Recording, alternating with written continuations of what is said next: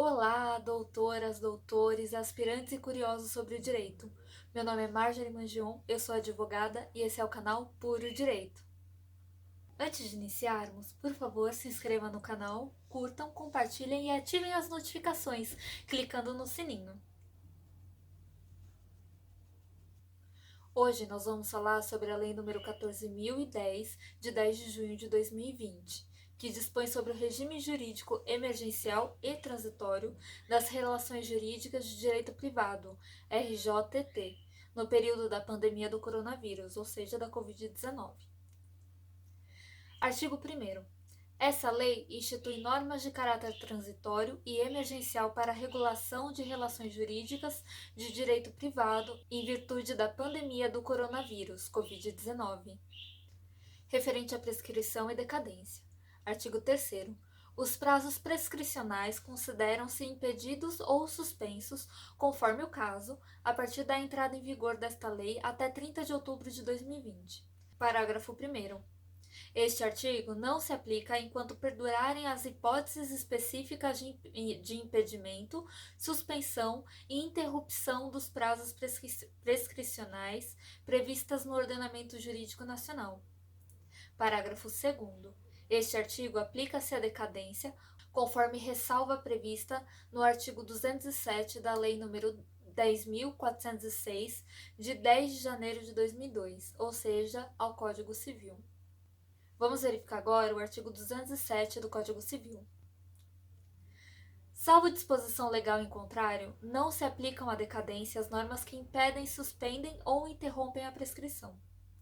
Essa lei autoriza a realização de Assembleia Geral, inclusive para fins do artigo 59 do Código Civil, até o dia 30 de outubro de 2020. Por meio eletrônico, indicado pelo administrador que assegure a identificação do participante e a segurança do voto, garantindo a produção de todos os efeitos legais de uma assinatura presencial.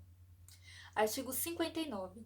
Compete privativamente à Assembleia Geral: 1. Destituir os administradores. 2. Alterar o Estatuto. Parágrafo único. Para as deliberações a que se referem os incisos 1 e 2 desse artigo, é exigido deliberação da Assembleia especialmente convocada para esse fim, cujo quórum será estabelecido no Estatuto, bem como os critérios de eleição dos administradores. O artigo número 49 do CDC, Código de Defesa do Consumidor, foi suspenso até o dia 30 de outubro de 2020, na hipótese de entrega domiciliar, nosso famoso delivery, de produtos perecíveis ou de consumo imediato e de medicamentos. Artigo 49. O consumidor pode desistir do contrato no prazo de 7 dias a contar de sua assinatura ou do ato de recebimento do produto ou serviço, sempre que a contratação de fornecimento de produtos e serviços ocorrer fora do estabelecimento comercial, especialmente por telefone ou a domicílio. Parágrafo único. Se o consumidor exercitar o direito de arrependimento previsto nesse artigo, os valores eventualmente pagos a qualquer título durante o prazo de reflexão serão devolvidos de imediato monetariamente atualizados. A lei torna suspensos até o dia 30 de outubro de 2020 os prazos de aquisição para a propriedade imobiliária ou mobiliária, nas diversas espécies de uso capião. Estão autorizadas as assembleias condominiais, inclusive com votação em caráter emergencial, até o dia 30 de outubro de 2020, por meios virtuais, inclusive para os fins dos artigos 1349 e 1350 do Código Civil. O voto de cada condômino e suas manifestações de vontade serão equiparadas à assinatura presencial. Não sendo possível a realização de assembleia condominial, ainda que por meio virtual, os mandatos de síndico vencidos a partir de 20 de março de 2020 ficam prorrogados até 30 de outubro de 2020, sendo obrigatória a prestação de contas regular de seus atos de administração, sob pena de destituição do síndico. Agora vamos verificar os artigos 1349 e 1350 citados. Artigo 1349. A Assembleia, especialmente convocada para o fim estabelecido no parágrafo 2º do artigo antecedente, poderá, pelo voto da maioria absoluta de seus membros, destituir o síndico que praticar irregularidades, não prestar contas ou não administrar convenientemente o condomínio. Artigo 1350. Convocará o síndico anualmente reunião de assembleia dos condôminos na forma prevista na convenção a fim de aprovar o orçamento das despesas, as contribuições dos condôminos e a prestação de contas, e eventualmente eleger-lhe o substituto e alterar o regimento interno. Parágrafo 1º. Se o síndico não convocar a assembleia, 1/4 dos condôminos poderá fazê-lo. Parágrafo 2º. Se a Assembleia não se reunir, o juiz decidirá a requerimento de qualquer condômino.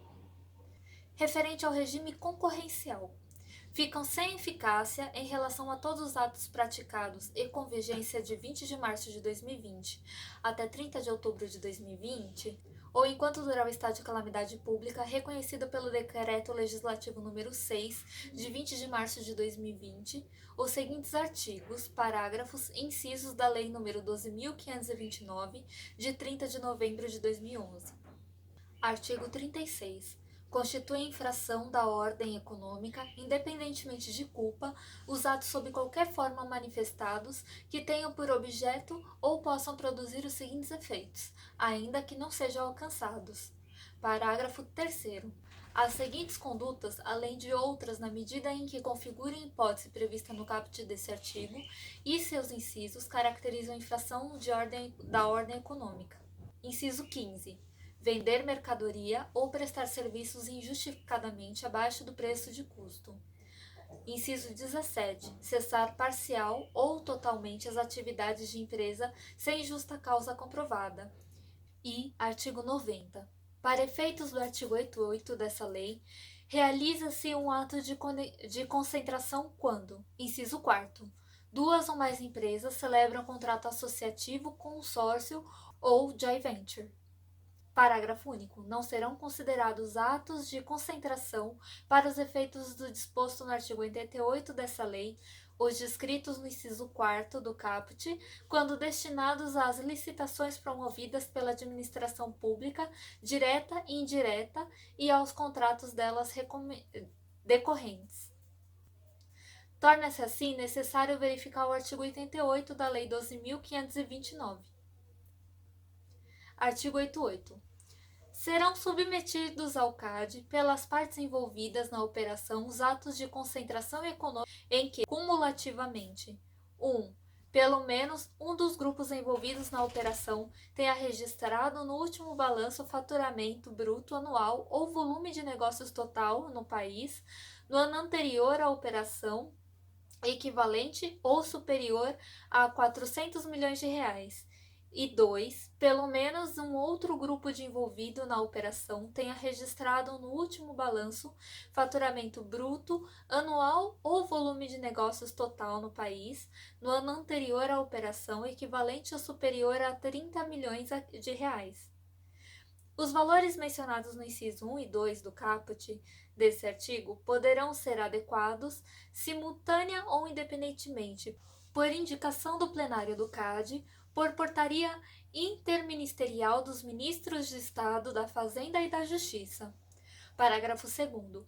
O controle dos atos de concentração de que trata o caput desse artigo será prévio e realizado no máximo 240 dias, a contar do protocolo da petição ou da sua emenda.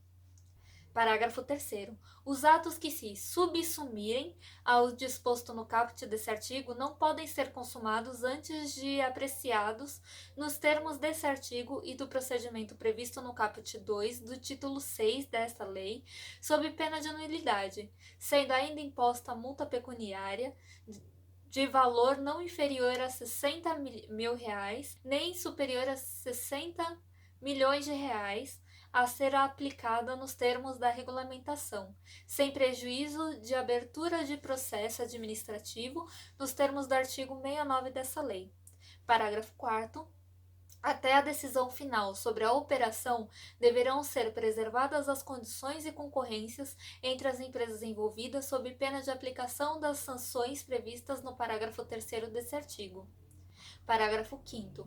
Serão proibidos os atos de concentração que impliquem eliminação da concorrência em parte substancial de mercado relevante que possam criar ou reforçar uma posição dominante ou que possam resultar na dominação de mercado relevante de bens ou serviços, ressalvado o disposto no parágrafo 6º deste artigo.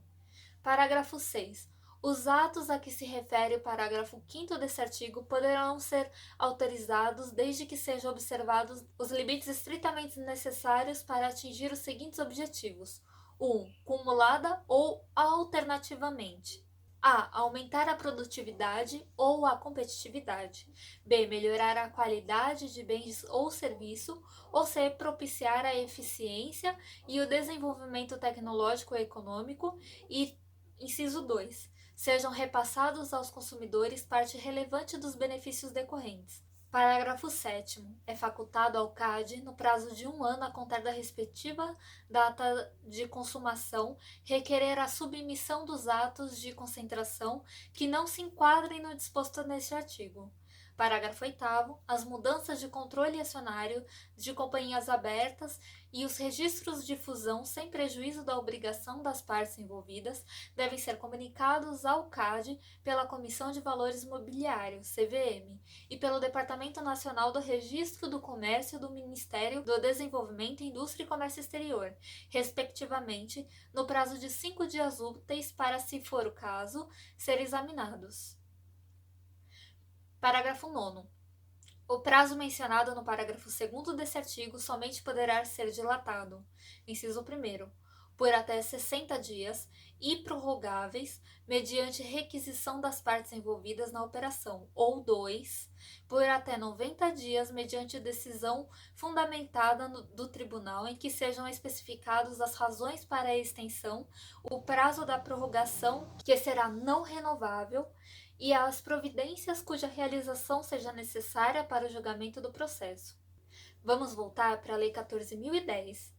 Artigo 14, parágrafo 1º. Na apreciação pelo órgão competente, nas demais infrações previstas no artigo 36 da Lei nº 12.529, de 30 de novembro de 2011, caso praticadas a partir de 20 de março de 2020, e enquanto durar o estado de calamidade pública reconhecido pelo Decreto Legislativo nº 6, de 20 de março de 2020, deverão ser consideradas as circunstâncias extraordinárias decorrentes da pandemia do coronavírus, Covid-19. Parágrafo 2º. A suspensão da aplicação do inciso 4º do artigo 90 da Lei nº 12.529, de 30 de novembro de 2011, referida no caput, não afasta a possibilidade de análise posterior do ato de concentração ou de apuração de infração à ordem econômica, na forma do artigo 36 da Lei nº 12.529, de 2011, dos acordos que não forem necessários ao combate ou à mitigação das consequências decorrentes da pandemia do coronavírus, Covid-19. A prisão domiciliar por dívida alimentícia, prevista no artigo 528, parágrafo 3º e seguintes da Lei nº 13.105, de 16 de março de 2015, do CPC, ou seja, do Código de Processo Civil, deverá ser cumprida exclusivamente sobre a modalidade domiciliar, sem prejuízo da exigibilidade das respectivas obrigações, até dia 30 de outubro de 2020. O artigo 611 declara que: Artigo 611. O processo de inventário e de partilha deve ser instaurado dentro de 2 meses a contar da abertura da sucessão, ultimando-se nos 12 meses subsequentes, podendo o juiz prorrogar esse prazo de ofício ou a requerimento da parte.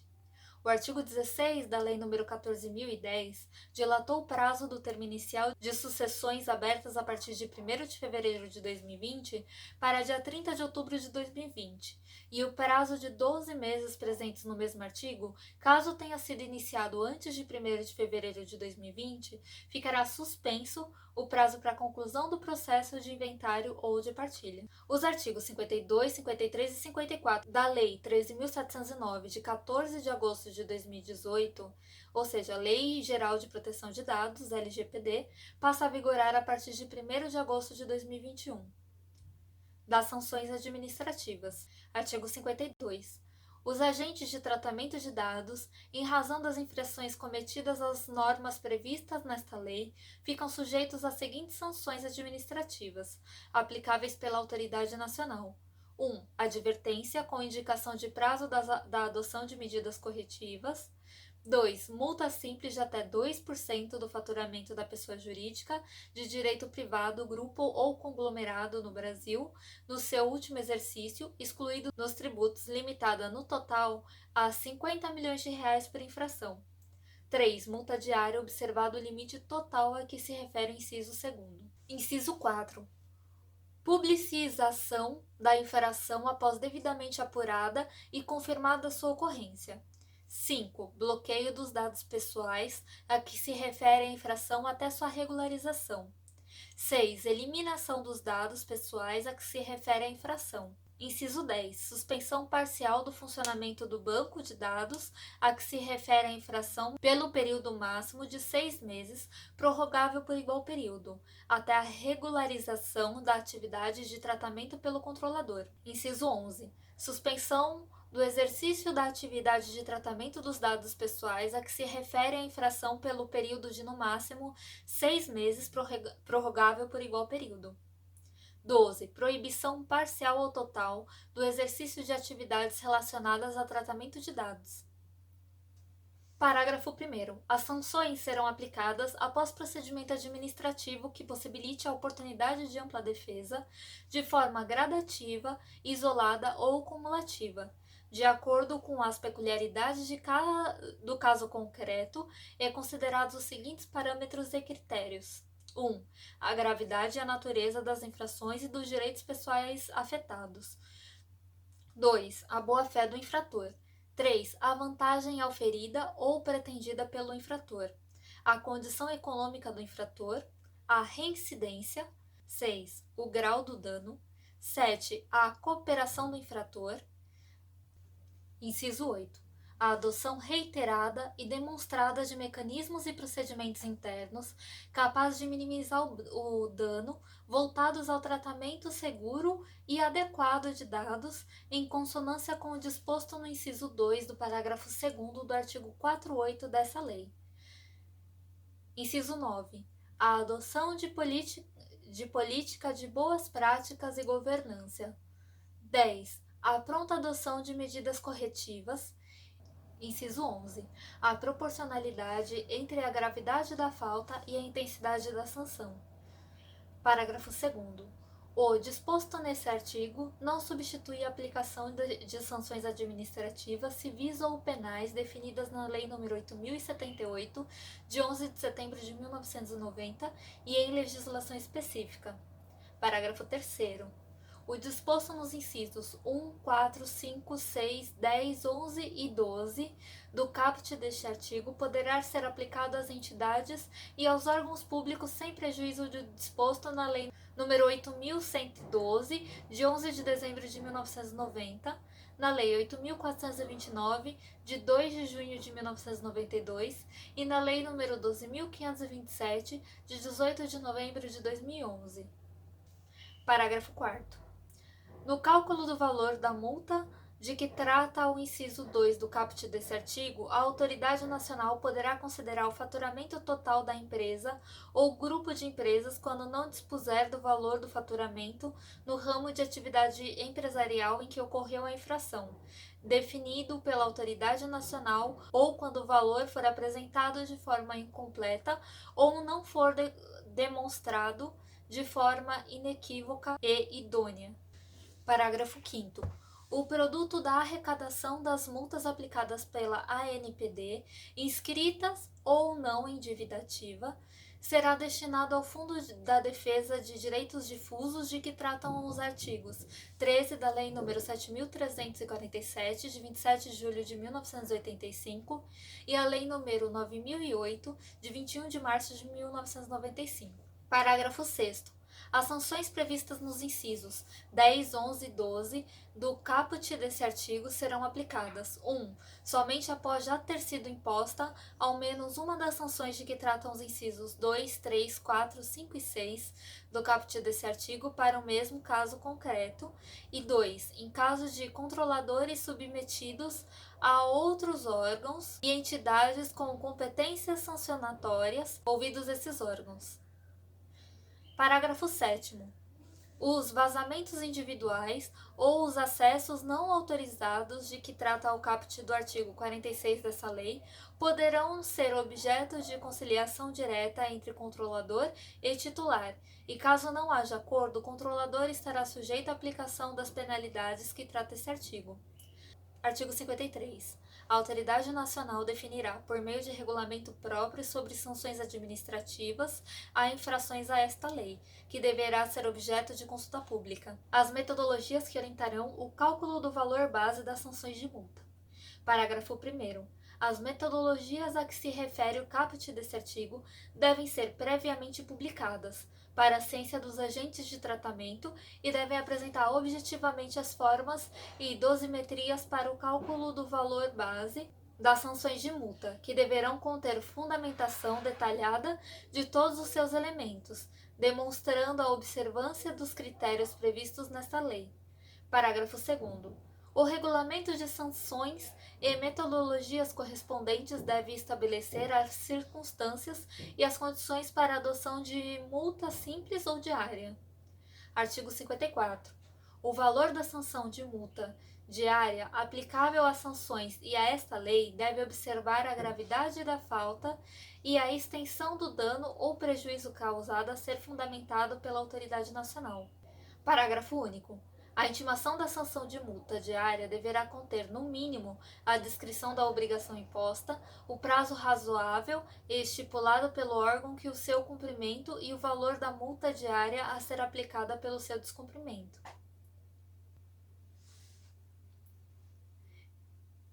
Então é isso, pessoal. Espero que vocês tenham gostado. Até o próximo vídeo. Tchau!